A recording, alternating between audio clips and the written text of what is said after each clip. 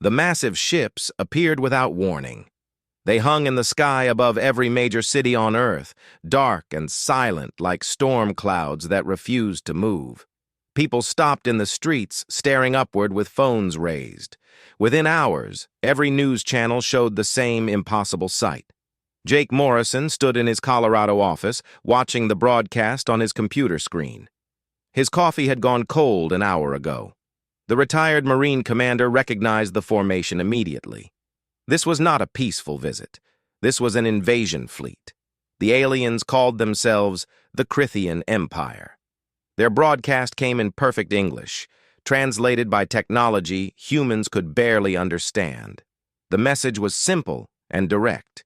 Humanity would surrender all weapons and submit to Crithian rule. Resistance would result in complete destruction. They gave Earth 48 hours to comply. Jake's phone buzzed. The caller ID showed a number he had not seen in 15 years, General Frank Hayes.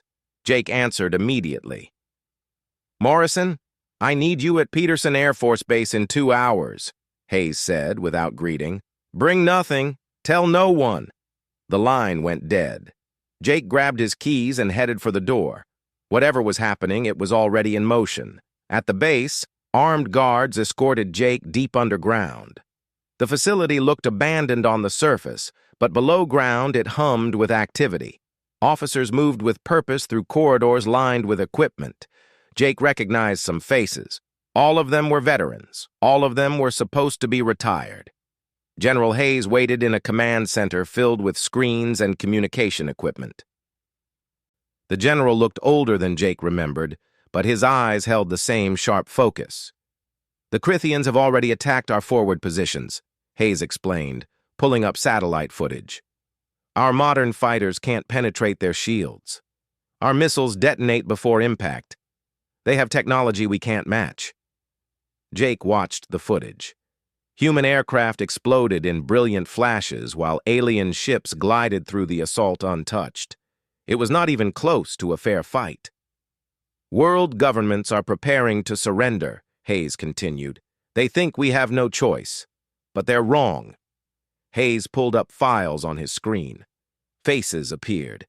Veterans from every branch of service. Army, Navy, Air Force, Marines, thousands of them. "These people have something the Crithians don't understand," Hayes said. "Experience. Real combat experience. Not simulations, not automated warfare. Actual warfare where you adapt or die." Jake studied the files. He knew some of these people. Carl Jensen, a ranger who had survived 3 tours. Nina Rodriguez, special forces with more successful missions than anyone could count. Lisa Chen, an Air Force pilot who could fly anything with wings. "What do you need from us?" Jake asked. "Everything," Hayes replied. "The Crithians studied our technology. They know our weapons, our aircraft, our tactics from the last 10 years. But they didn't study our history.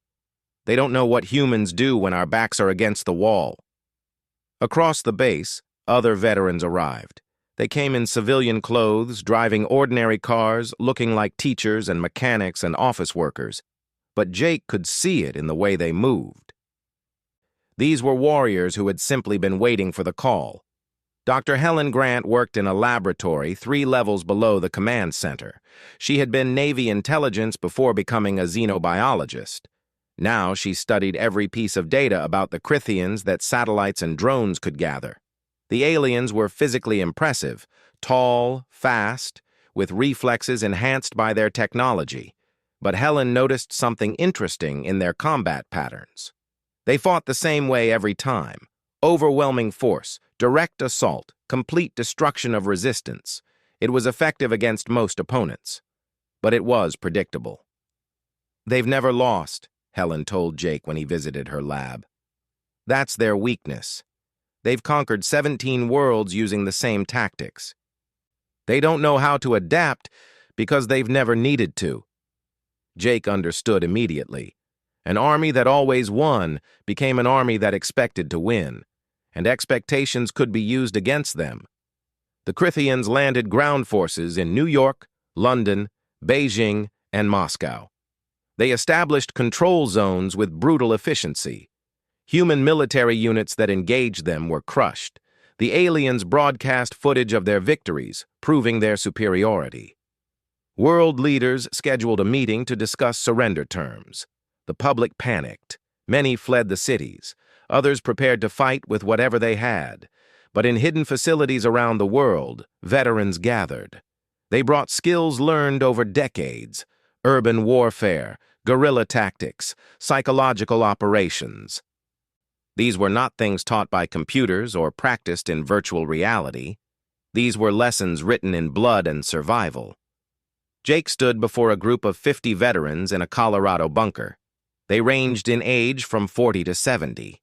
Some walked with limps. Others had scars that told stories.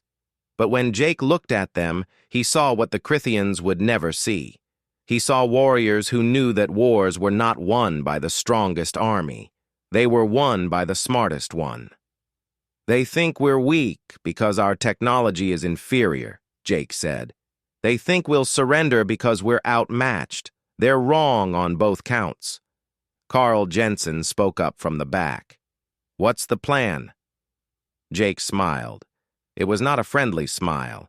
It was the smile of a man who had seen combat and learned its most important lesson. "You did not need to be stronger than your enemy. You just needed to be more willing to do whatever it took to win. We show them what happens when you underestimate humanity," Jake said. "We show them that veterans don't quit. We show them that experience beats technology. And we make them regret ever coming to our world." The veterans nodded. They understood. The real war was about to begin. The Crithians celebrated their swift victories. Within 1 week, they controlled every major city on 3 continents. Their commander, war leader Zarthax, reviewed reports with satisfaction. Humans had proven even weaker than intelligence suggested. A few more days and complete surrender would follow. But Zarthax did not know about the Ghost Network. While news cameras showed human governments debating surrender, something else moved in the shadows. Veterans disappeared from their homes. Small groups gathered in forgotten military bases. Encrypted messages passed through channels the Crithians did not know existed. Jake Morrison stood in a converted warehouse in rural Montana. Around him, 200 veterans worked with quiet efficiency.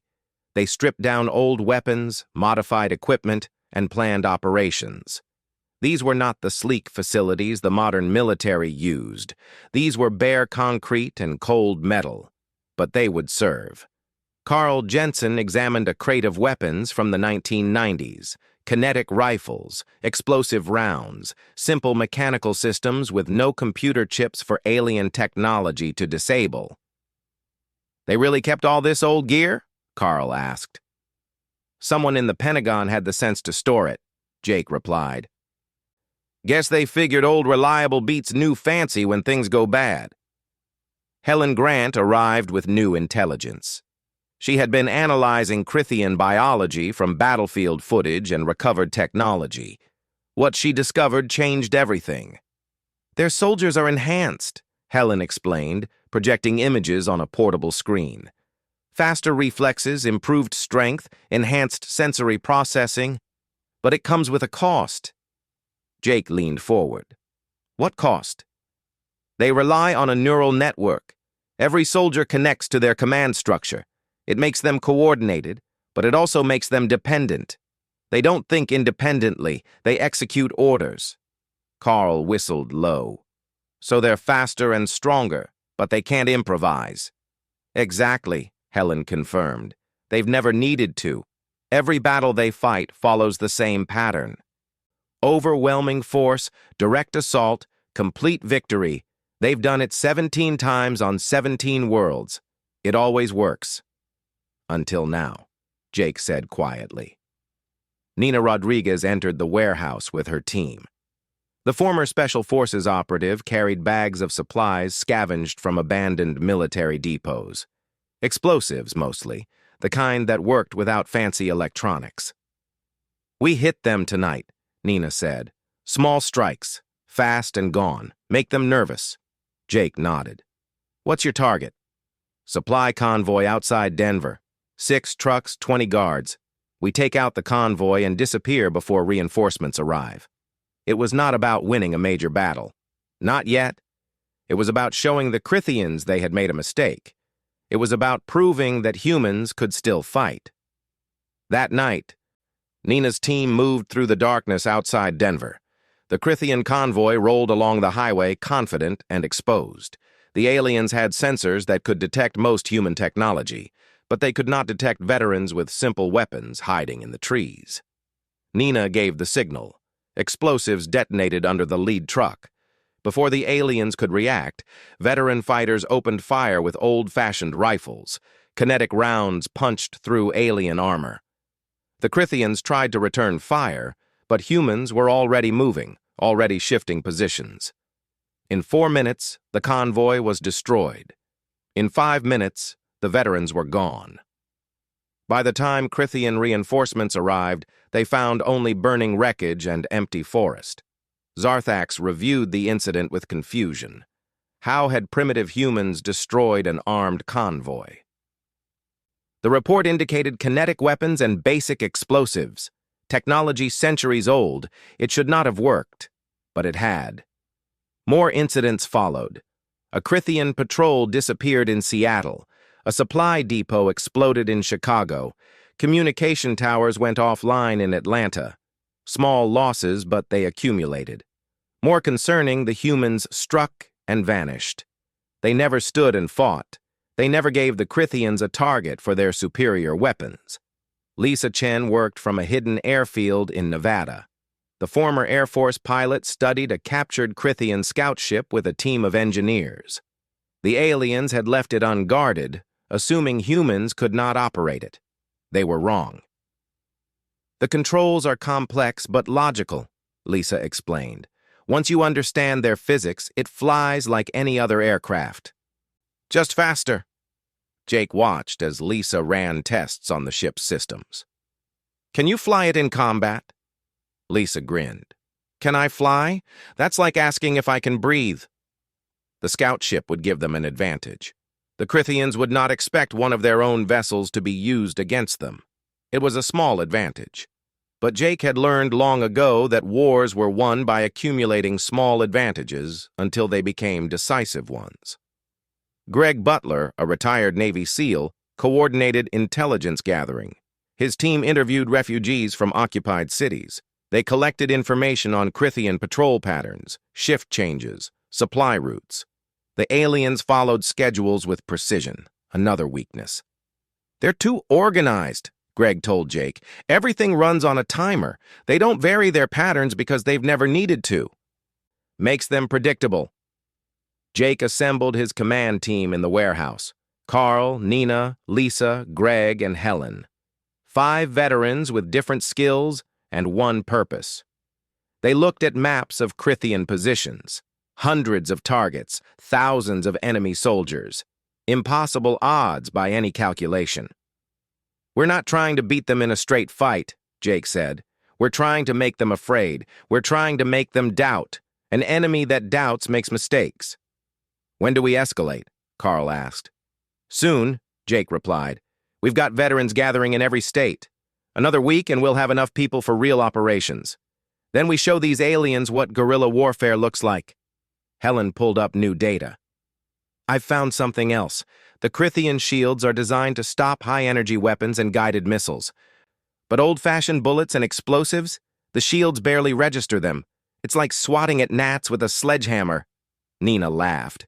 So our outdated weapons are actually perfect for this fight. Nature's irony, Helen said. They prepared for everything except simplicity. Messages spread through the Ghost network. Veterans received coordinates and instructions. Civilians who wanted to fight learned where to find hidden weapon caches. Resistance cells formed in occupied cities. The Crithians saw none of it. They only saw humans who appeared defeated and afraid. But fear could be hidden. And beneath the fear, anger grew. Humans had tried peace. They had tried surrender. Now they would try something the Crithians had never faced. They would try fighting the way humans had fought for thousands of years, not with honor, not with rules, with whatever worked. Jake looked at his team. These people had given years of their lives to military service. They had earned peaceful retirements, but peace was over. Now they would give everything once more, not because they wanted to, because their world needed them. "Get some rest," Jake told them. "Tomorrow we start making the Crythians pay for underestimating us." The attack began at dawn across 12 cities simultaneously. Crythian forces woke to explosions, gunfire, and chaos. Veterans struck communication hubs, supply depots, and patrol routes with coordinated precision. By the time alien reinforcements mobilized, the attackers had vanished into the cities they knew better than any outsider ever could. Jake Morrison led a team of 40 veterans through the industrial sector of Denver. They moved through warehouses and alleys with practiced silence. Their target was a Crythian command center established in a converted office building. Intelligence suggested 20 soldiers inside with advanced equipment. Standard doctrine said such a target required overwhelming force. Jake had different ideas. Carl Jensen positioned snipers on rooftops 3 blocks away. Old hunting rifles with simple scopes. Nothing electronic for the aliens to detect. Nina Rodriguez planted explosives in the building's basement, using maintenance tunnels the Crythians did not know existed. Greg Butler's team cut power to the entire district. The aliens had backup generators, but for crucial seconds, their systems would be blind. The power died at exactly 6 in the morning. In the darkness, Nina triggered her charges. The basement exploded, and the building shuddered. Crythian soldiers rushed to defensive positions, searching for threats. Carl's snipers opened fire. Kinetic rounds found targets through windows. By the time the Crythians located the snipers, Jake's assault team was already inside the building. Close quarters combat. The Crythians had enhanced reflexes, but reflexes meant nothing in narrow hallways filled with smoke. Veterans used flashbangs and tear gas, simple weapons that did not require advanced technology. The aliens fell back, trying to regroup, trying to use their superior equipment, but their neural network struggled with the chaos. Orders contradicted. Coordination failed. In 8 minutes, the command center was neutralized. Jake's team secured valuable intelligence from alien computers and withdrew before heavy reinforcements arrived. 0 human casualties, complete success. Similar stories played out across the country. In Seattle, Beth Williams led urban combat specialists through occupied neighborhoods. They used knowledge of every alley, every basement, every rooftop escape route. The Crythians found themselves ambushed at every turn. In Chicago, veteran fighters turned the streets into death traps. Simple tripwires and basic explosives created havoc. The aliens had never fought an enemy that used their own environment as a weapon. War leader Zarthax reviewed the reports with growing concern. Human resistance was not supposed to be possible. His forces held every strategic position. They possessed superior technology.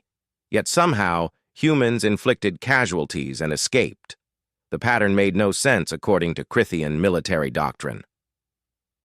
"They fight without honor," one of his officers reported. "They hide. They strike from darkness. They refuse direct combat." Zarthax considered this. His species had built an empire through strength and discipline. They met enemies in open battle and crushed them with superior force. But these humans did not follow rules. They adapted, they exploited, they survived. "Deploy the warcast," Zarthax ordered. "Let us see how these humans face our finest warriors." The warcast represented the elite of Crythian forces. Enhanced beyond normal soldiers, they possessed speed and strength that made them nearly unstoppable in direct combat. Zarthax sent them to eliminate the human resistance once and for all. Lisa Chen flew the captured scout ship on its first combat mission. She painted it with false identification codes and joined a Crythian patrol. The aliens never suspected one of their own vessels could be compromised. Lisa waited until the patrol entered a narrow canyon, then opened fire with the ship's weapons. 3 alien craft exploded before they realized the threat came from within their own formation. Lisa dove low, using terrain to break targeting locks, and escaped before reinforcements arrived. The Warcast arrived in Denver with orders to find and destroy the resistance leaders. They moved through the city with confidence, enhanced senses seeking human prey. But Carl Jensen had prepared something special for them. The Warcast entered a seemingly abandoned factory district, perfect terrain for hunting. They spread out, using their technology to scan for life signs. They found nothing. Because Carl's team was not hiding, they were waiting. Explosives detonated throughout the district, not random charges, but carefully planned demolitions that collapsed buildings in specific patterns. The Warcast found themselves trapped in a maze of rubble with sightlines reduced to meters. Their enhanced reflexes meant nothing when they could not see targets. Their speed meant nothing when rubble blocked their paths. Veterans fired from concealed positions. The Warcast tried to respond, but for every position they located, 3 more opened up.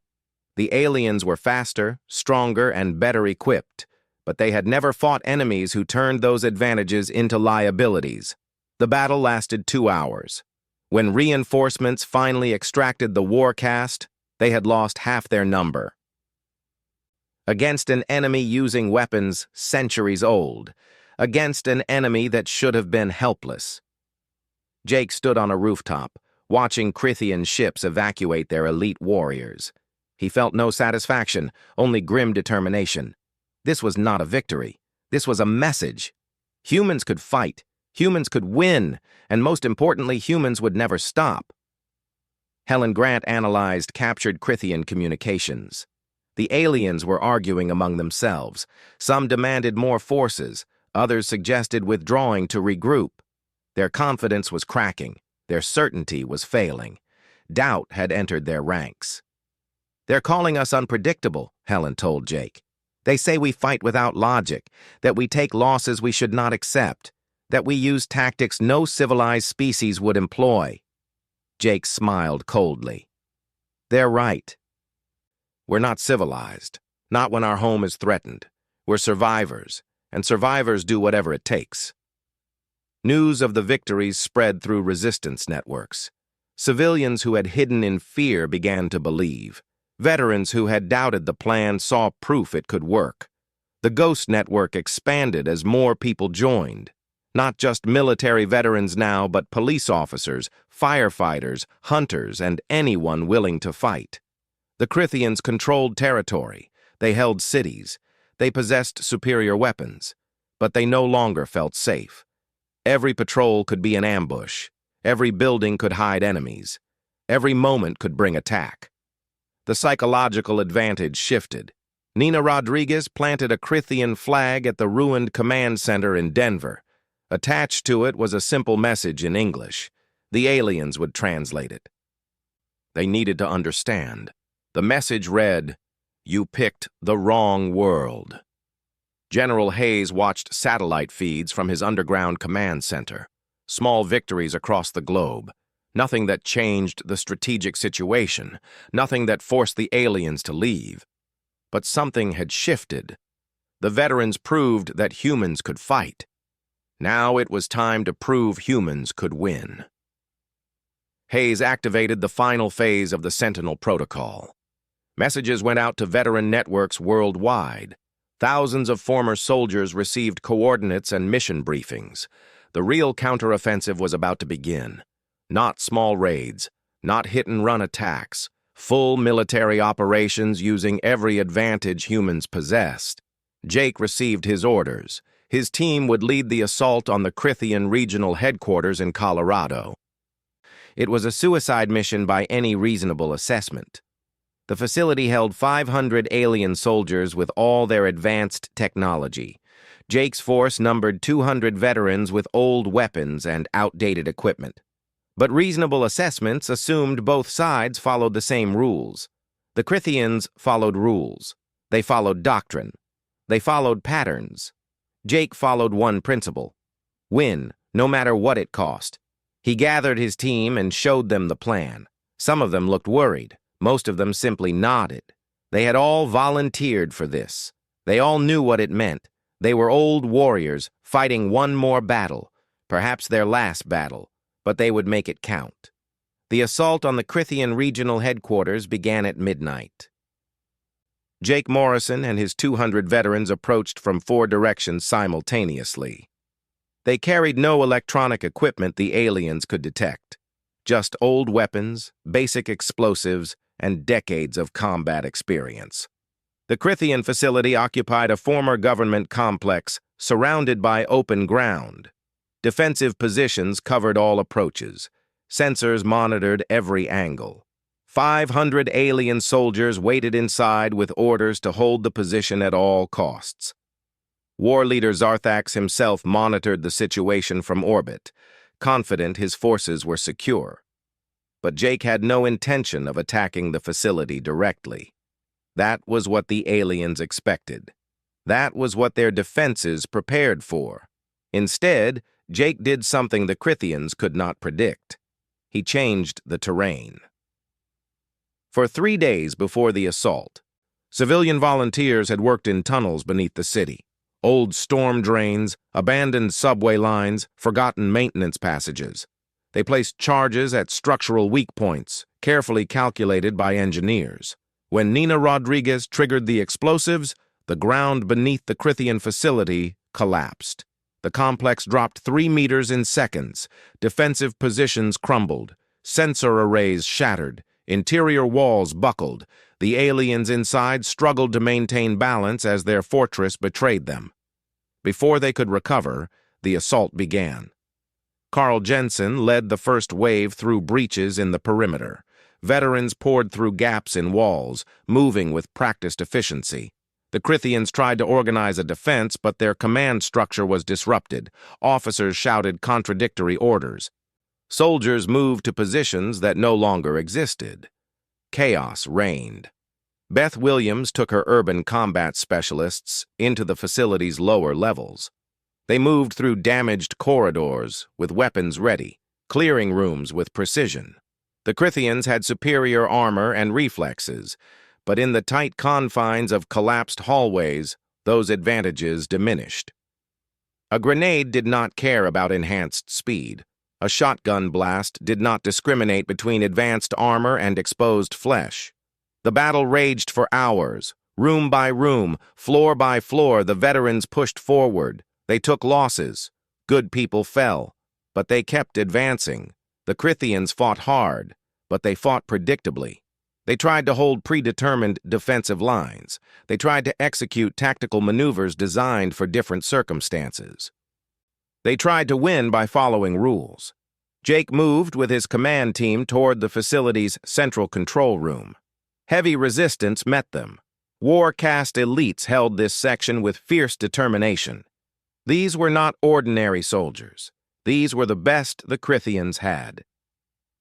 Greg Butler's team flanked them through damaged ventilation shafts.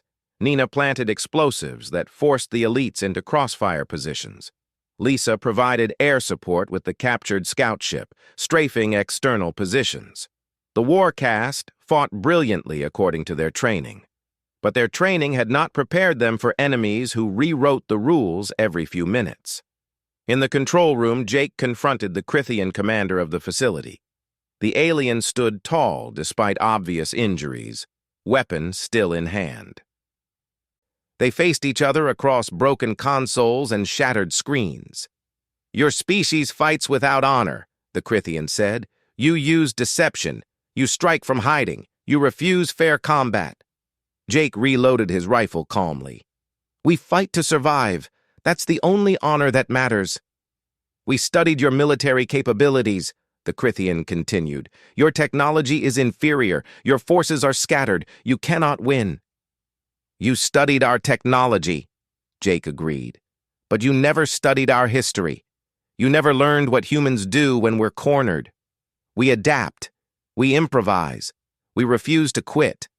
That's why we're still here after millions of years, and that's why you're losing now." The Crithian charged with enhanced speed. Jake dove behind cover, already anticipating the move. Carl's sniper round found its target before the alien completed 3 steps. The commander fell. The control room was secured. Similar battles occurred across the globe. Veterans attacked Crithian positions with coordinated fury. In New York, Raymond Shaw led airstrikes using retrofitted aircraft the aliens could not detect. In London, veteran SAS fighters turned the underground metro system into a network of ambush points. In Tokyo, former soldiers used knowledge of urban density to make every block a battlefield. The Crithians responded with everything they had. Orbital bombardment destroyed entire districts. Elite forces deployed to critical positions. Advanced weapons systems unleashed devastating firepower. But for every human position destroyed, 3 more appeared. For every veteran killed, 5 more took up arms. The resistance had momentum, and momentum was something the Crithians had never faced before. War leader Zarthax watched his invasion force crumble with disbelief. How had this happened? His empire had conquered 17 worlds. His armies had never known defeat. These humans possessed inferior everything. Yet they fought with a ferocity and cunning that defied all military logic. Helen Grant's research finally reached Zarthax through captured communication channels. She explained in clinical terms what the Crithians had missed. Humans were not a peaceful species. They were a species that had learned to control their violent nature. But when that control was threatened, the violence returned with accumulated interest from 10,000 years of warfare. The Battle of Denver became the turning point. 10,000 veterans defended the city against 50,000 Crithian soldiers. The aliens had superior numbers, better weapons, and technological advantages, but they had never fought enemies who knew the terrain better than they knew themselves. The veterans turned Denver into a nightmare for the invaders. Every street was trapped. Every building could contain snipers. Every moment brought new threats from unexpected directions. The Crithians tried to advance systematically, but systematic approaches failed against enemies who refused to be systematic. After 3 days of continuous combat, the Crithian forces broke. Not defeated in direct combat, but psychologically shattered. Their soldiers stopped trusting their sensors. Their officers stopped trusting their battle plans. Their war leader stopped trusting his own judgment. They had come to conquer a primitive world. Instead, they found hell armed with rifles and homemade bombs. Jake stood on the steps of the Colorado Capitol building, watching Crithian ships withdraw from the city. Around him, veterans tended wounds and counted losses. They had won, but the cost was high. Too high. Good people would never go home. Families would grieve. Children would grow up without parents. But Earth was still free. Humanity still fought. The Crithians had learned the hard way that age and experience mattered more than youth and technology. That warriors who had survived real wars were more dangerous than soldiers who had only known victory. General Hayes contacted Jake from the command center. The Crithians are requesting ceasefire negotiations. They want to talk. Jake looked at his exhausted team. Carl with his arm in a sling, Nina with bandages covering burns, Beth limping from a leg wound, Greg with bruised ribs and a black eye.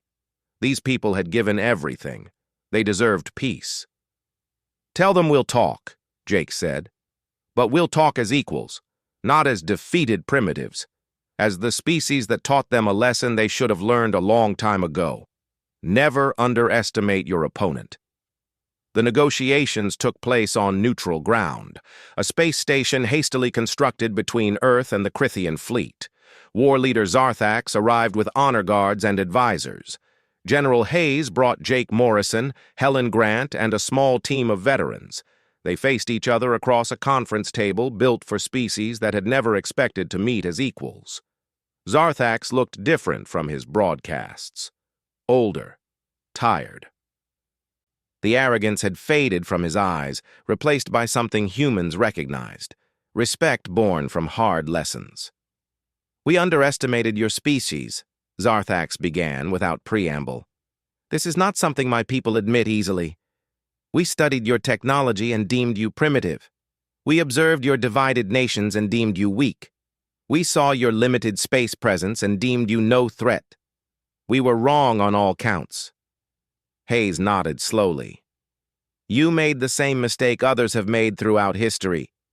You judged a species by their current state rather than their potential. Humans have been fighting wars for thousands of years. We've fought each other, our environment, our own nature. We learned lessons in blood that your empire never needed to learn. Helen spread data across the holographic display. Images of Crithian battles against previous opponents. Every conquest followed the same pattern. Overwhelming force, direct assault, complete victory within weeks. 17 worlds fell using identical tactics. Your military doctrine is efficient, Helen explained. Against enemies who fight conventionally, it's nearly perfect. But humans don't fight conventionally when survival is at stake. We adapt. We improvise. We use whatever works, regardless of honor or tradition or proper military procedure. Zarthax studied the data with growing understanding. You deliberately used obsolete weapons because our defenses were designed for modern warfare.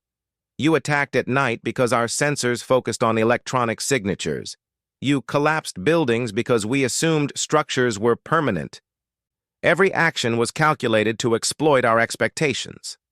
Every action was calculated to survive, Jake corrected. We didn't win because we're stronger or smarter or more advanced. We won because we've been fighting longer. 10,000 years of human warfare taught us that rules are for peacetime. In war, you do whatever keeps your people alive. The Crithian delegation conferred in their own language. Zarthax turned back to the humans with a question that clearly bothered him. How did your elderly warriors defeat our warcast? They possessed superior reflexes, enhanced strength, better equipment, yet they lost. Carl Jensen smiled grimly. Because reflexes don't beat experience. Your warcast were fast, but they were predictable. They did what their training taught them. We did what 30 years of combat taught us. We didn't need to be faster.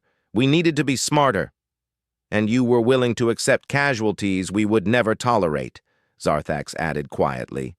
Your forces took losses that should have broken their morale. Instead, they fought harder. We were fighting for our home, Beth Williams said. You were fighting for conquest. There's a difference. We had nowhere to retreat. You always had the option to leave. That changes how you fight. Zarthax leaned back, considering. My superiors demand I negotiate favorable terms. They believe you are still inferior despite your resistance. But I witnessed your capabilities firsthand. I watched my forces crumble against enemies using weapons my ancestors would have considered primitive. I learned that military superiority is not just about technology. Hayes saw an opportunity. Your empire has conquered 17 worlds. You've built power through strength. But strength has limits. What happens when you face an enemy that refuses to be conquered? An enemy that will fight forever using any means available?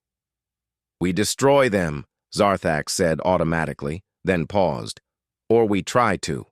But you've proven that destruction is not always possible. Not without costs that exceed the value of conquest. Lisa Chen spoke up. Your empire grows through expansion. But expansion requires resources. How many ships did you lose here? How many soldiers? How much credibility when word spreads that humans fought you to a standstill? Was Earth worth that cost? The question hung in the air. Zarthax had no good answer because they all knew the truth. Earth had cost the Crithian Empire more than any previous conquest. In ships. In soldiers. In reputation. And humans had proven they would continue fighting regardless of cost. What are your terms? Zarthax asked finally. Hayes presented humanity's demands. Complete Crithian withdrawal from Earth space, recognition of human sovereignty, establishment of diplomatic relations, exchange of prisoners, war reparations for destroyed cities, and one additional term that made the Crithian delegation pause. "You want to join the galactic community as an independent species," Zarthax said with surprise. "Not as a subject world, not as a client state, as equals."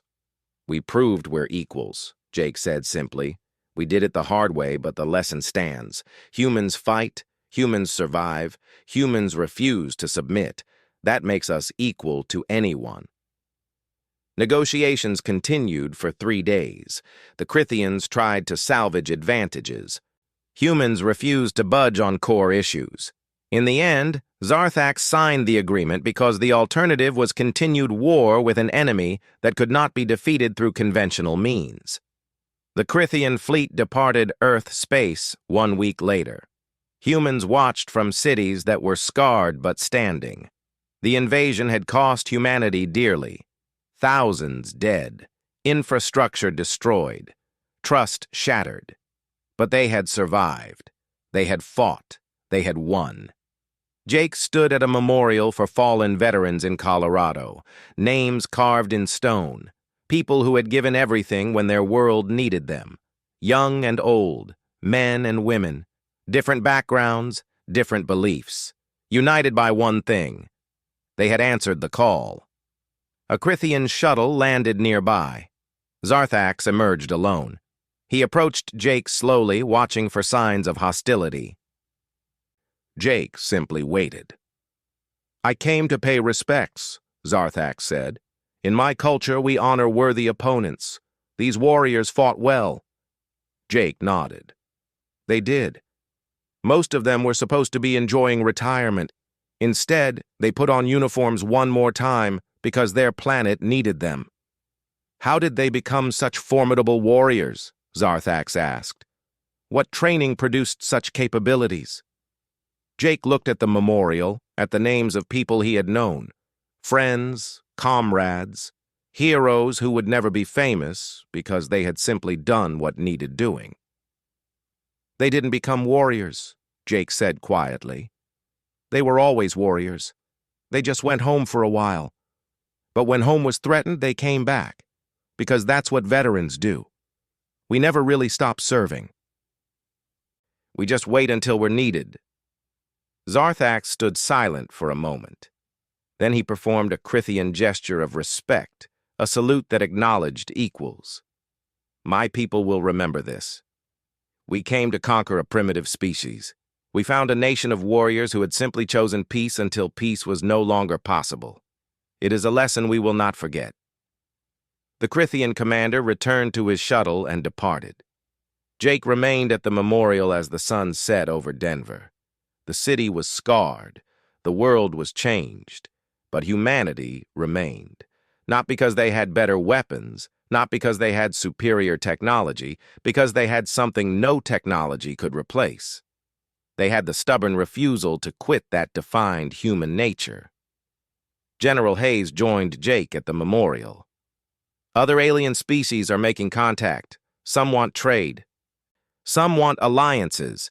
Some are just curious about the species that fought off the Crithian Empire." "What do we tell them?" Jake asked. Hayes smiled. "We tell them the truth. Humans prefer peace. We'll trade, negotiate, cooperate. But if anyone ever mistakes our preference for peace as weakness, if anyone ever assumes our outdated technology makes us helpless, if anyone ever thinks humanity can be conquered, then they'll learn what the Crithians learned. We're veterans of 10,000 years of warfare, and we never forget how to fight." Jake nodded. That was the message, not a threat, just truth. Humanity had earned its place among the stars the hard way, through sacrifice, through loss, through the courage of veterans who answered one more call to duty. The galaxy had learned an important lesson. Never underestimate an opponent based on their current state. Never assume peace means weakness. Never forget that some species survive not because they are the strongest or most advanced, but because they simply refuse to die. Humanity had joined the galactic community, not as victims, not as subjects, as warriors who had proven their worth in the only way the universe truly respected, through victory against impossible odds. The veterans had shown the galaxy what humans could do when pushed to the edge. They had considered humans powerless. They learned better when seasoned veterans hit in force.